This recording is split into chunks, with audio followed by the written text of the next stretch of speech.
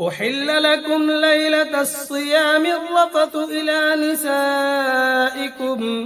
هن لباس لكم وأنتم لباس لهن علم الله أنكم كنتم تختانون أنفسكم فتاب عليكم وعفى عنكم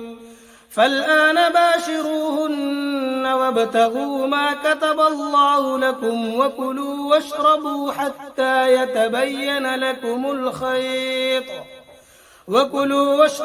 حتى يتبين لكم الخيط الأبيض من الخيط الأسود من الفجر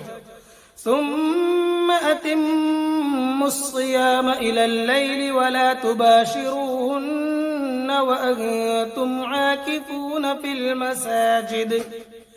تلك حدود الله فلا تقربوها كذلك يبين الله آياته للناس لعلهم يتقون